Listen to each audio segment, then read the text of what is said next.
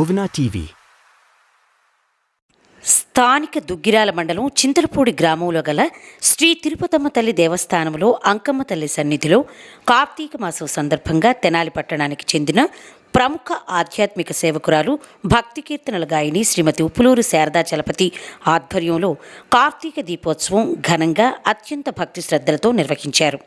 ఈ సందర్భంగా శ్రీమతి శారదా చలపతి మాట్లాడుతూ కార్తీక మాసంలో ప్రతి సంవత్సరం వివిధ దేవాలయాల్లో ఇలా దీపార్చన చేస్తామని, ఈరోజు జ్యోతిర్లింగాకారంలోనూ త్రిశూలాకారంలోనూ అమ్మవారిని అర్ధనారీశ్వర స్వరూపంగా ఢమరుకం, స్వస్తిక్, పద్మము మొదలగు రూపాలలో దీపార్చన చేశామని తెలిపారు.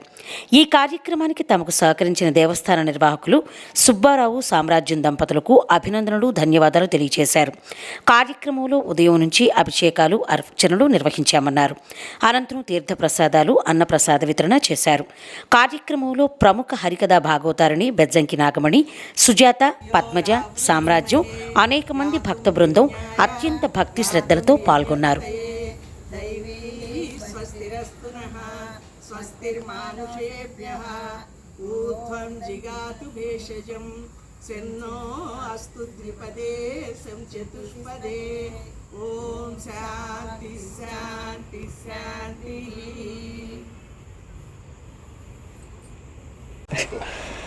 ఈరోజు కార్తీక మాస శుభ సందర్భాన్ని పురస్కరించుకుని చింతలపూడి గ్రామంలో, దుగ్గిరాల మండలం చింతలపూడి గ్రామంలో గల లక్ష్మీ తిరుపతమ్మ దేవస్థానంలో గల అంకమ్మ తల్లి సమీపాన, స్వామివారి సమీపాన అందరం కలిపి సామూహికంగా దీపార్చన నిర్వహించాము.